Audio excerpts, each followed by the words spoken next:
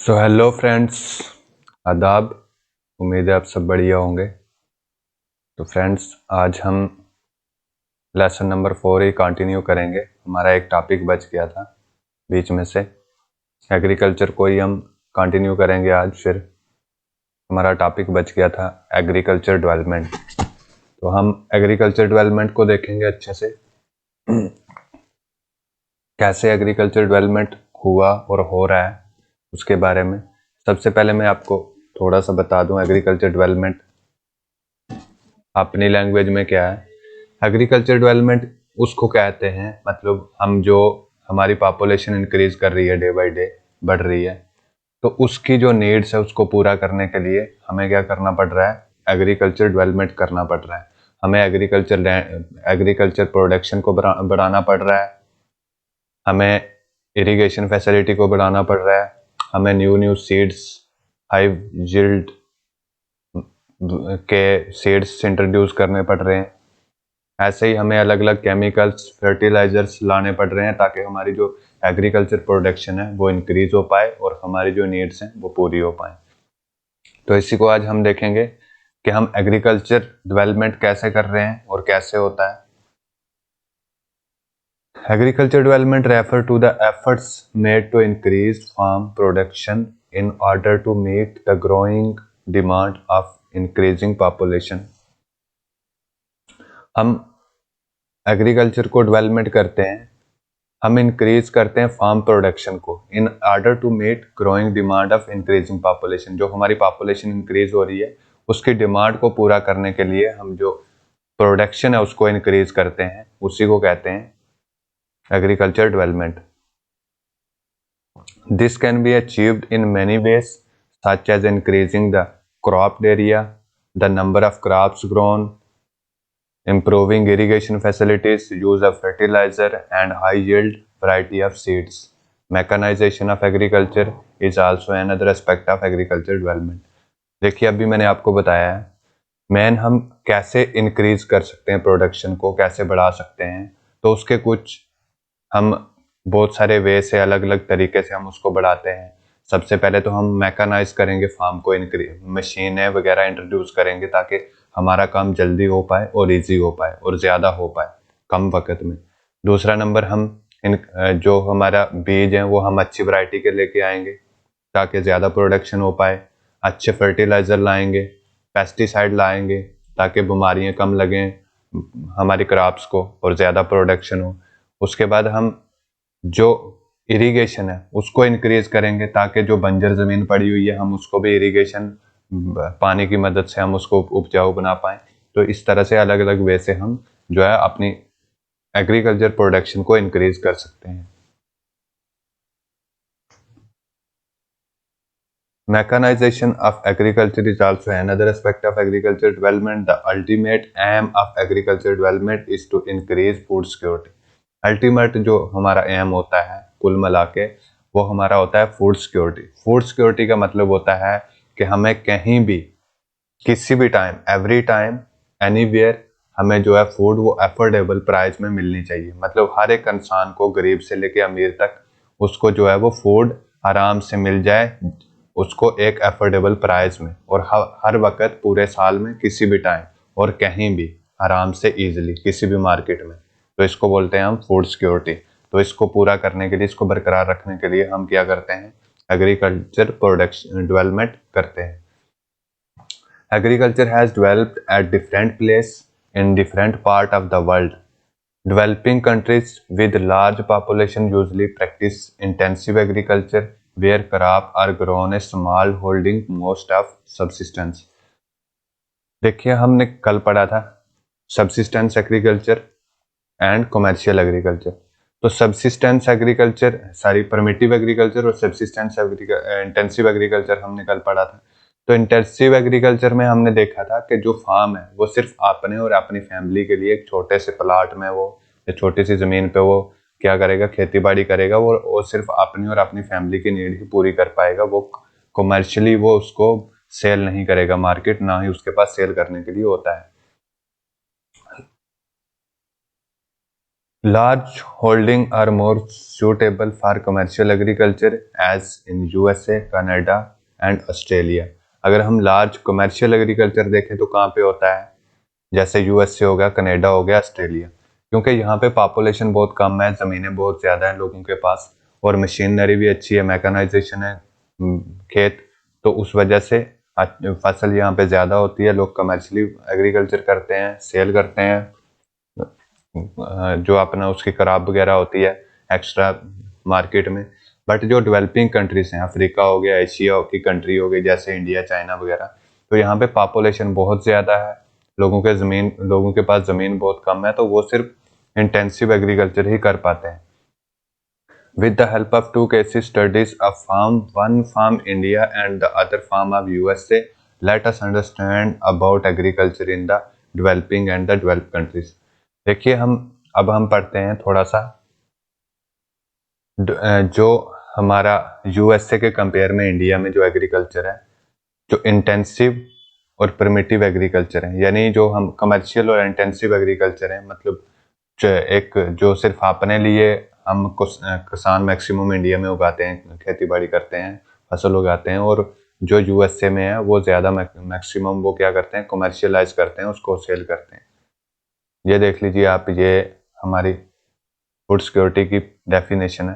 Food security exist when all people at all time have access to sufficient safe and nutrition food to meet their dietary needs and food preference for an active and healthy life।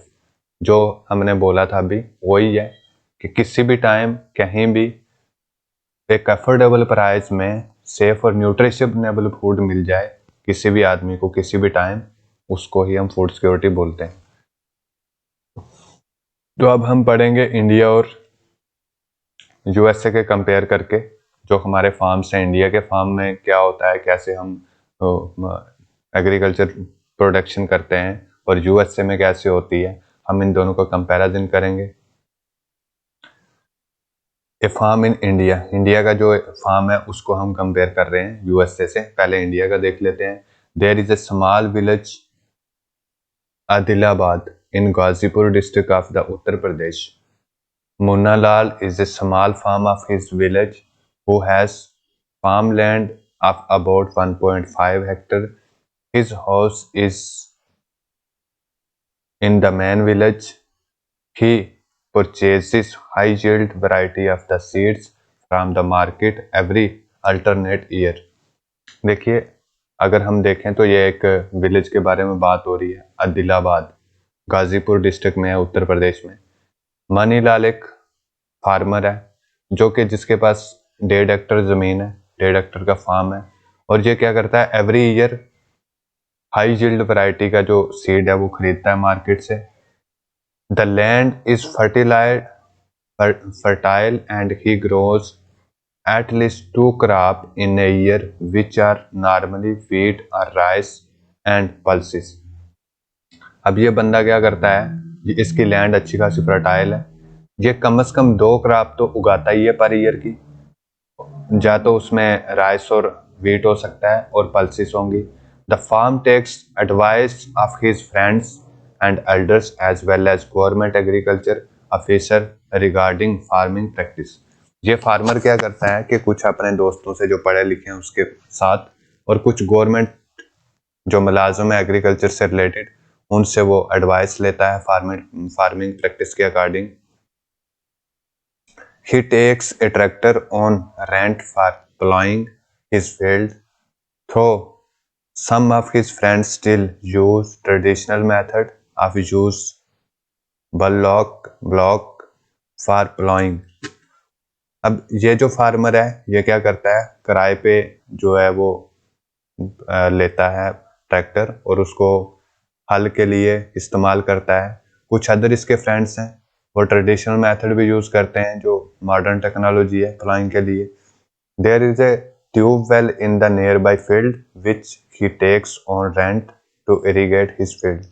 इसकी जो farm है उसके नज़दीक में एक tube well भी है जो कि वो रेंट पे पानी लेता है, इरीगेट करता है, रेंट देता है उसका, लाइट वगैरह का गवर्नमेंट को। Manilal also has 2 buffaloes and few hens. Manilal के पास 2 भैंसें और कुछ मुर्गे भी हैं.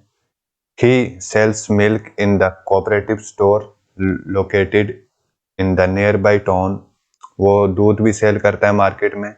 He is a member of the cooperative society which also advise him on the type of fodder for the animals, safety measure of the protect the health of the livestock and artificial insemination. इसके पास ये एक cooperative society का member भी है जो कि बहुत से एनिमल्स वगैरह की सेफ्टी के लिए जो एडवाइस लेता है प्रोटेक्शन के लिए कि उनको कोई अगर बीमार वगैरह हो जाए तो उसको कैसे बचाना है. All the member of the family help him in various farm activities. Sometimes he takes credit from a bank or the agriculture cooperative society to buy HYV seed and implements. ये मेंबर फैमिली की help करता है various activities में और कुछ time ये क्या करता है बैंक से एग्रीकल्चर कोऑपरेटिव सोसाइटी में सीड बाय करने के लिए ये लोन वगैरह या मतलब क्रेडिट लोन वगैरह लेता है credit loan. He sell his produce in a mandi located in the nearby town. A majority of the farmer is not have lack of storage facility. They are the first sell of the produce even when market is not favorable to them. In recent year, the government has taken some step of the develop storage facilities. अगर कुल मिला के देखें तो India के farm के लिए क्या है, एक फार्मर होता है जैसे इंडिया में कोई भी एक छोटा फार्मर ले लो जो मार्जिनल फार्मर या मिडिल क्लास फार्मर जो होता है, तो इस फार्मर के पास क्या होती है 1 से 1.5 एकड़ या 2 एकड़ जमीन होगी. उस जमीन में वो क्या करता है खेती बाड़ी करता है, साथ में वो भैंसें वगैरह जगाए भी पालेगा, दूध भी बेकरी करेगा वो मार्केट में. उसके बाद कुछ उसके पास मुर्गे वगैरह भी हो सकते हैं, हो सकता है वो फिशिंग भी करता हो. ये किसान इसके पास इतने ज़्यादा पैसे होते नहीं है तो बीज वगैरह इंडिया में बहुत महंगे हैं जो हाईब्रिड बीज आते हैं 1000 रुपये के जी 500 रुपये के जी, इतने महंगे बीज हैं. तो फर्टिलाइजर और जो बीज के लिए और जो अदर रेंट देने के लिए देने होते हैं इसको ये एवरी ईयर बैंक के पास जाता है. वहाँ से क्रेडिट स्कीम सुना होगा जो गाँव से हैं स्टूडेंट के लोन लेते हैं वो किसान वहाँ से बैंक से और फिर वो आस्ता आस्ता चुकाते हैं.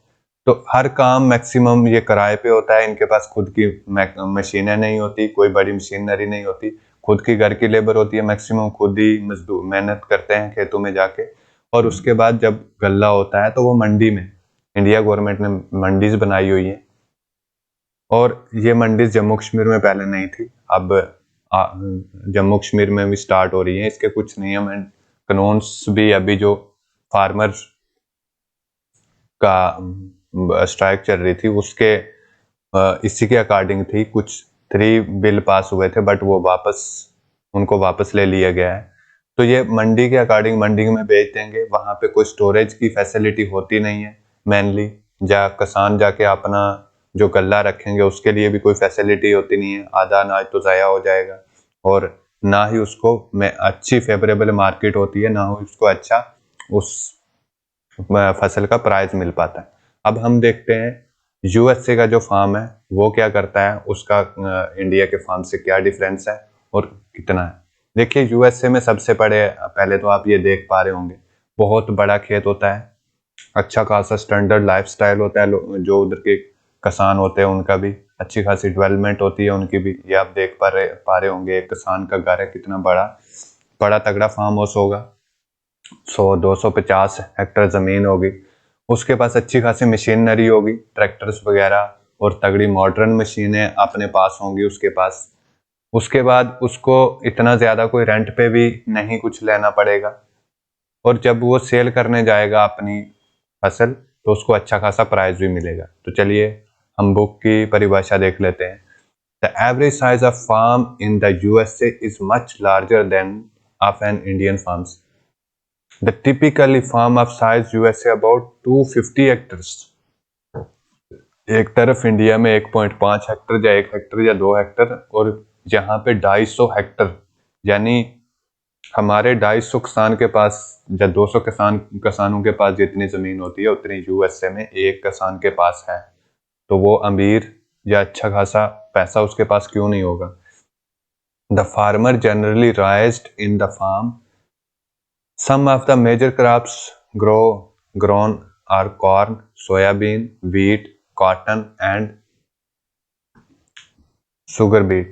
अब देखिए, हम हमारे इंडिया में एक या दो फसल एक किसान बोता है। जैसे गेहूं बोलेगा वो, या राइस बोलेगा मैक्सिमम, कोई पल्सिस लगा लेगा, इससे ज्यादा कुछ नहीं करेगा, 2-3। बट ये बंदे जो मेजर क्रॉप्स हैं, corn, soybean, wheat, cotton, sugar beet, मतलब 4-5 फसलें वो लगा रहा है आराम से। Farmer in the Midwest USA in Iowa state on about 300 hectare of land. और अगर यूएसए में हम लोवा स्टेट में देखें तो 300 हेक्टर जो एक एक फार्मर के पास लगभग लैंड है। He grows corn on his field after making sure the soil and water sources meet the need of this crop. यहाँ पे जो कॉर्न उगाते हैं वहाँ पे सबसे पहले तो उनके पास अच्छी खासी तकनीक है, टेक्नोलॉजी है। टेक्नोलॉजी का यूज करके वो पहले देखते हैं कि हमें साइल अच्छी है इसके लिए, श्योर है, वाटर रिसोर्सेस मिलेगा इसकी नीड को पूरा करने के लिए, उसके बाद ही वो उगाना स्टार्ट करेंगे। यानी उनको पहले ही श्योरिटी ले लेते हैं कि हमारी फसल को कोई फेल तो नहीं होगी, या नुकसान तो नहीं होगा। Adequate measures are taken to control pests that can damage the crops. और अगर कोई क्रॉप्स डैमेज होने का खतरा है तो वो पेस्टिसाइड्स जो दवाइयाँ होती हैं मार्केट में वो पहले खरीद के रख देंगे, मेयर्स उनके पास होंगे। From time to time he sends the soil sample to soil testing laboratory to check whether the nutrients and sufficient are not. हमारे इंडिया में तो कोई सिर्फ नाम की लेबोरेटरीज बनी हुई है सैंपल चेक करने के लिए, बट वहाँ पे जो एक किसान है वो टाइम टू टाइम अपना जो साइल है उसका सैंपल के जो एग्रीकल्चर लैंड है उसका फार्म है उसका साइल सैंपल वो मतलब हो सकता है साल में वो 4-5 बार या 10 बार वो भेजेगा लेबोरेटरी में चेक करने के लिए कि इसमें न्यूट्रेंट जो फसल को चाहिए, फसल को अच्छा खासा प्रोड्यूस करने में, वो है या नहीं है। The result help joy horn to plan a scientific fertiliser programme. His computer is linked to the satellite, which gives him a precise picture of his field. This help him use to chemical fertilizer। भाई साहब इतनी बड़ी तकनीक है कि ये आप देख पा रहे होंगे सब कुछ। और ये सैटेलाइट से कंप्यूटर वगैरह को लिंक कर देते हैं अपने में और पूरी पिक्चर लेते हैं अपनी खेती बाड़ी, घर बैठे ही पिक्चर लेंगे पूरा के, और जो कि उन्हें हेल्प करेगी केमिकल्स वगैरह छिड़काव करने में। ये केमिकल्स वगैरह छिड़काव हो रहा है, अब देख पा रहे होंगे कितनी तगड़ी टेक्नोलॉजी है। बट हमारी इंडिया में हाथों से करना पड़ता है और कुछ लोगों को उसके पूरे नियम भी नहीं पता होता कि हाथों को कैसे हमने बचाना है, अपने आप को कैसे बचाना है पेस्टिसाइड करने के टाइम। और आधे तो कई जो किसान है वो बीमार हो जाते हैं उससे, या तो उनकी अलग अलग डिजीज लग जाएंगी। And pesticides where they are required. और जहाँ पे पेस्टिसाइड चाहिए होता है, जहाँ पे उसको ज़्यादा बीमारी लग रही है किसी फसल को, तो वहाँ पे वो पेस्टिसाइड का छिड़काव करेंगे। He uses tractor, seed drill, leveler, combined harvest and harvesters to perform various agriculture operations. A grain are stored in the automated grain storage or dispatched to market agencies. The farm in USA work like a businessman and not like a peasant farmer। देखिए, ये देख पा रहे होंगे आप कितनी तगड़ी machinery है। ट्रैक्टर यूज करेंगे बंदे, और इसी में ही बीच में ही यहाँ पे ये अपना बीज रख देंगे, जो खुद ब खुद जैसे ही हल चलेगी तो ये बीज बोने हो जाएगा, बीज बोएगा और आराम से। और grain store in the automated grain storage, जो ये उसके बाद फसल काटने के बाद जो ग्रेन स्टोरेज अच्छे से इनका मैक्सिमम जो काम होता है वो मैकेनाइज होता है, मशीनरी करती है। कोई भी ये खुद हाथों से नहीं काम करते, आराम से बैठे रहते हैं, सारा काम टेक्नोलॉजिकली होगा। और जो जब फसल उग जाएगी, फसल हो जाएगी, उसके बाद काट के उसको सीधा ऑटोमेटेड ग्रेन स्टोरेज, ऑटोमेटेड होता है पूरा, ग्रेन स्टोरेज में स्टोर कर लेंगे और डिस्पैच टू मार्केट एजेंसी, जो मार्केट जहाँ पे होती है उसके बाद वहां से वहां सीधा डिस्पैच कर देंगे। The farmer in USA work like businessman and not like peasant farmer. जो यूएसए का फार्मर है भाई, वो न इंडिया के जो बड़ा बिजनेसमैन है उसकी तरह काम करेंगे। ऐसा नहीं है कि पीजेंट फार्मर की तरह, जैसे हमारे इंडिया में खुद फार्मर दौड़ रहा है, भाग रहा है, वैसा काम नहीं करेंगे भाई। एक राज्य की तरह जिंदगी जिएंगे आराम से, मजे से। ये है जो लाइफ स्टैंडर्ड यूएसए का है। यूएसए में एक फार्मर भी इंडिया के तगड़े बिजनेसमैन की तरह रहता है, बट इंडिया का जो फार्मर है उसकी हालत खस्ता है। ये हमने देखा कंपैरिजन। तो आई होप अगर विलेज से स्टूडेंट देख रहे हैं तो इस तकनीक से, ये इस चीज़ों से सीख के आप भी इम्प्लीमेंट करेंगे, हेल्प करेंगे कुछ अपने लोगों की। Thank you so much. Please friends subscribe कीजिए और चैनल को शेयर कीजिए। Thank you again.